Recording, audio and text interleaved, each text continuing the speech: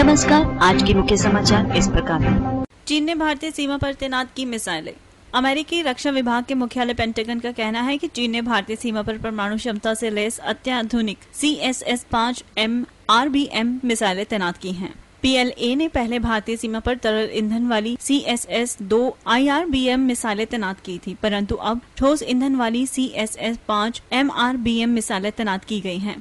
Pentagon ने चीन की सैन्य क्षमता पर अपनी वार्षिक रिपोर्ट में यह दावा किया है। पेंटागन की रिपोर्ट में कहा गया है कि चीन सीमा पर बुनियादी ढांचे के विकास में बड़े पैमाने पर निवेश कर रहा है। भारत चीन सीमा के निकट कई और सड़कों एवं रेल नेटवर्क बनाए गए हैं। इसमें कहा गया है कि यद्यपि यह विकास कार्य पश्चिमी चीन में आर्थिक विकास के मकसद से किए गए हैं, लेकिन इससे PLA के रक्षा अभियानों में मदद मिलेगी। पेंटागन ने कहा कि चीन के पाकिस्तान से नजदीकी सैन्य रिश्ते और हिंद महासागर, मध्य एशिया और अफ्रीका में बीजिंग के बढ़ते दखल को लेकर भारत की चिंता बनी हुई है। पेंटागन की रिपोर्ट में कहा गया है कि पाकिस्तान पारंपरिक हथियारों को लेकर चीन का प्रमुख ग्राहक बना हुआ है। चीन की ओर से पाकिस्तान को F-17 विमान, helicopter, tank, K-8 trainers, F-7 लड़ाकू विमान, वायु से वायु मार करने वाली मिसाइलें, पोतभेदी मिसाइलें और तकनीक मुहैया कराई है। भारत चीन रिश्ते पर पेंटागन ने कहा कि दोनों देशों के बीच द्विपक्षीय संवाद बढ़ा है, लेकिन सीमा पर तनाव में कमी नहीं आई है। उसने कहा कि चीन ने 2010 में व्यापार और उच्च स्तरीय बातचीत के जरिए भारत के साथ रिश्ते मजबूत बनाए हैं। इसके बावजूद सीमा पर तनाव दोनों के रिश्ते को प्रभावित कर रही है। दोनों देशों के बीच 2010 में द्विपक्षीय व्यापार $60 अरब का हो गया। भारत चीन नथी वीजा मामले के समाधान की कोशिश। भारत और चीन अरुणाचल प्रदेश एवं जम्मू कश्मीर के लोगों को नथी किया हुआ वीजा जारी करने के मुद्दे का समाधान निकालने के लिए बातचीत कर रहे हैं। भारत में चीन के राजदूत झांग यान ने बताया कि इस मुद्दे पर दोनों देशों की सरकारों के बीच चर्चा हो रही है। दोनों सरकारें इस पर काम भी कर रही हैं। एक बार इसका समाधान निकलने के बाद इसकी जानकारी दे दी जाएगी। नथी किया हुआ वीजा का मुद्दा दोनों देशों के बीच हाल के महीनों में एक महत्वपूर्ण मुद्दा रहा है। झांग ने बताया कि इस मुद्दे के कारण उनके बीच सहयोग बाधित नहीं हुआ है। बीते महीने भारत के अरुणाचल के 5 खिलाड़ियों को चीन की ओर से नथी किया हुआ वीजा जारी करने पर नाखुशी जताई गई थी। चीन ने वर्ष 2008 से जम्मू कश्मीर के लोगों के लिए नथी किया हुआ वीजा जारी किया था। लीबिया पर सम्मेलन के लिए भारत को न्योता।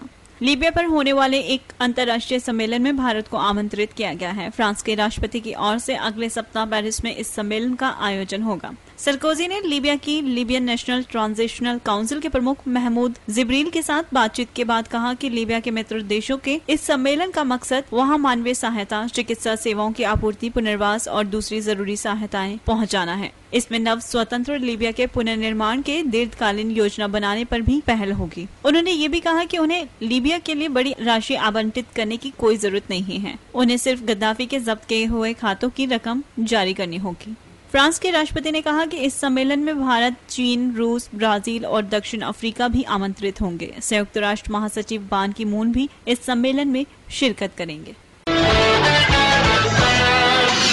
ताकतवर महिलाओं में सोनिया 7वें नंबर पर। दुनिया की ताकतवर महिलाओं की सूची में कांग्रेस पार्टी की अध्यक्ष सोनिया गांधी भी शामिल हैं। फोर्ब्स पत्रिका की इस सूची में वह 7वें स्थान पर हैं, जबकि पहले और दूसरे स्थान पर क्रमशः जर्मनी की चांसलर एंजेला मार्केल और अमेरिकी विदेश मंत्री हिलैरी क्लिंटन हैं। फोर्ब्स पत्रिका की 100 ताकतवर महिलाओं की सूची में अमेरिकी अस्पताल में सर्जरी के बाद स्वास्थ्य लाभ कर रही 64 वर्षीय सोनिया गांधी 7वें स्थान पर हैं और वह अमेरिकी राष्ट्रपति बराक ओबामा की पत्नी मिशेल ओबामा से आगे हैं। सूची में पेप्सिको की प्रमुख भारतीय अमेरिकी इंदिरा नुई 4थे स्थान पर है। 5वें और 6ठे स्थान पर क्रमशः फेसबुक की मुख्य परिचालन अधिकारी शेरिल सैंडबर्ग तथा bill and Melinda Gates foundation की सह अध्यक्ष तथा सह संस्थापक हैं।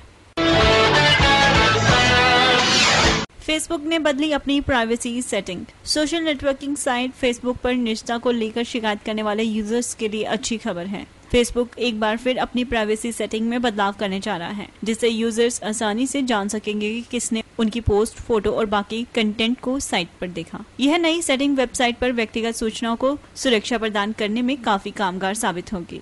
फेसबुक के दुनिया भर में 75 करोड़ यूजर्स हैं। माना जा रहा है कि लोकप्रिय सर्च इंजन गूगल की ओर से 2 महीने पहले लॉन्च की गई गूगल प्लस को कड़ी टक्कर देने के लिए यह बदलाव किए गए हैं। Social networking site Google plus के लॉन्च होने के 3 सप्ताह के भीतर ही 2 करोड़ इंटरनेट यूजर्स इससे जुड़ गए थे। फेसबुक अधिकारियों का कहना है कि नई सेटिंग आगामी कुछ सप्ताह में काम करने लगेगी। यह सक्रिय और वैश्विक प्रयास यूजर्स को बेहतर सेवा देने के लिए किया गया है। इससे वह यह जान सकेंगे कि उनके प्रोफाइल का कौन सा हिस्सा लोग देख रहे हैं, उन्होंने जो संदेश लिखा है उसे किस किस ने देखा है। इसके अलावा आपके पेज पर टैग की गई फोटो को ऑनलाइन करना या नहीं करना ही इसका फैसला आप कर सकेंगे। वर्तमान में आपके मित्र फेसबुक पर किसी पोस्ट पर आपकी सहमति या जानकारी के बिना ही आपका नाम डाल सकते हैं। हर नए अपडेट के लिए मेन्यू भी होगा, जो सदस्यों को यह विकल्प देगा कि कौन अपडेट स्टेटस या वॉल पोस्ट देख सकता है।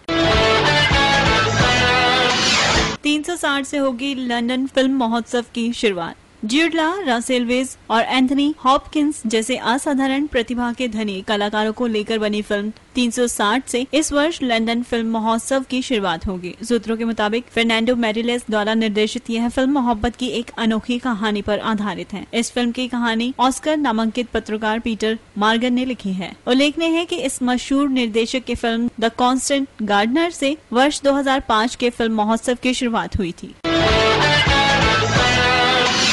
अमेरिका ने लड़ाकू विमानों के लिए भारत को की थी पेशकश। अमेरिकी रक्षा विभाग के एक शीर्ष अधिकारी ने बताया कि अमेरिका ने लड़ाकू विमानों के लिए भारत को उच्चतम प्रौद्योगिकी की पेशकश की थी, लेकिन यह निराशाजनक है कि नई दिल्ली ने इस विकल्प पर जाना बेहतर नहीं समझा। उन्होंने कहा कि हालांकि भारत अमेरिका संबंध किसी सौदे पर आधारित नहीं है। दक्षिण पूर्व मामलों के उपराष्ट्रपति रॉबर्ट चे ने कहा कि वह इन लड़ाकू विमानों में भारत को प्रौद्योगिकी का जो स्तर देने पर सहमत हुए थे उससे वह प्रभावित थे। यह प्रौद्योगिकी का एक ऐसा स्तर है जो कहीं और जारी नहीं किया गया है। गद्दाफी के सर पर 7.5 करोड़ का इनाम। लीबिया के सैन्य शासक मोहम्मद गद्दाफी को जिंदा या मुर्दा पकड़ने वाले को $17 लाख यानी करीब 7.5 करोड़ रुपए का इनाम दिया जाएगा। तानाशाह के आखिरी गढ़ राजधानी त्रिपोली पर कब्जे के बाद उसके गृह नगर सिरते की ओर बढ़ते लोकतंत्र समर्थकों की ट्रांजिशनल नेशनल काउंसिल ने यह घोषणा की है। त्रिपोली में काफी तलाश के बाद भी गद्दाफी के न मिलने पर माना जा रहा है कि तानाशाह अपने गृह नगर सिरते में छुपा हो सकता है। यह अंतिम प्रमुख तटीय शहर है जो लोकतंत्र समर्थकों के कब्जे से बाहर है। उधर गद्दाफी ने एक ऑडियो पर संदेश में कहा है कि वह जान दे देंगे या फिर इस जंग को जीतेंगे। त्रिपोली के सैन्य ठिकाने बाबा अल अजीजिया को एक रणनीति के तहत छोड़ा गया है। यह ऑडियो कहां से आया है इसका अभी तक पता नहीं चल सका है। एनटीएस के प्रवक्ता हसन डोरी ने मीडिया में कहा कि त्रिपोली के लोग बाहर की दुनिया से पूरी तरह कटे हुए हैं। पिछले 3 दिनों से उसके पास न तो बिजली है न ही टेलीफोन। उन्हें यह नहीं मालूम कि बाहर क्या चल रहा है। ऐसे में गद्दाफी के सैनिक भी नेतृत्वहीन हो चुके हैं। मॉस्को में भी अन्ना के समर्थन में प्रदर्शन।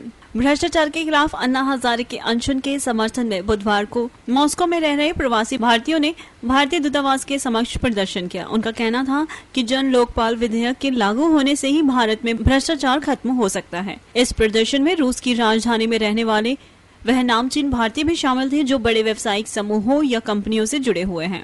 उन्होंने भारतीय दूतावास पर अन्ना हजारे के हजारों के पक्ष में नारेबाजी भी की। प्रदर्शनकारियों ने भारतीय राजदूत अजय मल्होत्रा के नाम संबोधित एक ज्ञापन प्रथम काउंसलर सचिव ऋतु मिश्रा को सौंपा। इसमें कहा गया है कि मॉस्को में रहने वाले भारतीय भी अन्ना के भ्रष्टाचार विरोधी आंदोलन और जन लोकपाल विधेयक का समर्थन करते हैं। देश को भ्रष्टाचार से मुक्त कराने का यह बेहतर समय है। प्रदर्शन का नेतृत्व करने वाले विवेक गोस्वामी ने कहा कि वे भारत में भ्रष्टाचार के खिलाफ सामाजिक जागृति देख रहे हैं। अन्ना के समर्थन में दिल्ली के बाजार रहे बंद। भ्रष्टाचार के खिलाफ अनशन पर भूख हड़ताल पर बैठे अन्ना हजारे के समर्थन में गुरुवार को दिल्ली के सभी थोक बाजार बंद रहे। सराफा बाजार के व्यवसायी भी बंद में शामिल थे। Confederation of all India traders के आह्वान पर दिल्ली के विभिन्न व्यापारी संघ के नेताओं ने रामलीला मैदान में बाजारों की बंद रहने की घोषणा की। व्यापार जगत में नेताओं ने वहां भ्रष्टाचार के खिलाफ कार्रवाई के लिए एक मजबूत लोकपाल की स्थापना की मांग को लेकर अनिश्चितकालीन अनशन पर है। एयरवेज इंडस्ट्रियल की छत पर लगी आग। कैलगरी की फायर डिपार्टमेंट ने सूचित किया है कि रात के 9:15 बजे एयरवेज इंडस्ट्रियल एरिया की छत पर आग लग गई। इस सबसे हुए नुकसान की अभी भरपाई की जा रही है। साथ ही में यह आग कैसे लगी इसका भी पता लगाया जा रहा है। कैलगरी के लिए प्रतिबंधित लेन। कैलगरी के कई इलाकों में सड़क निर्माण हेतु कई लेन्स को 24 अगस्त को बंद रखा गया। उसी के चलते 25 अगस्त को भी कुछ लेन्स को बंद रखा जाएगा, जिनमें नॉर्थ वेस्ट के 19th स्ट्रीट के बीच मेमोरियल ड्राइव और 13th एवेन्यू नॉर्थ वेस्ट को दिन के 1 बजे से लेकर रात के 10 बजे तक बंद रखा जाएगा। वहीं साउथ वेस्ट इलाके में waste bound 11 Avenue south west में 4 स्ट्रीट साउथ वेस्ट और 5 स्ट्रीट साउथ वेस्ट को भी 2 सितंबर तक हर रोज सुबह 9 बजे से लेकर 3 बजे तक बंद रखा जाएगा। वेस्ट LRT के क्षेत्र में वेस्ट बाउंड बोट ट्रेल को 25 अगस्त 2011 को सुबह 7 बजे से लेकर दिन के 3 बजे तक बंद रखा जाएगा। कैलगरी की और खबरों के लिए आप हमारी वेबसाइट globalheadlines.ca पर या फिर पंजाबी न्यूज के लिए globalheadlinespunjabi.com पर विजिट कर सकते हैं। और अब आज के मौसम की जानकारी। बृहस्पतिवार की सुबह आसमान में धूप रहेगी व हल्के बादलों के साथ तापमान रहेगा 13 डिग्री सेल्सियस। वहीं दिन के समय बिजली गरजने के साथ शॉवर की संभावना व तापमान रहेगा 24 डिग्री सेल्सियस। वहीं शाम के समय हल्के बादलों व धूप के साथ तापमान रहेगा 20 डिग्री सेल्सियस और रात भर आसमान साफ रहेगा व तापमान रहेगा 9 डिग्री सेल्सियस। तो ये थी आज तक की न्यूज और अब समय हो चुका है विदा लेने का।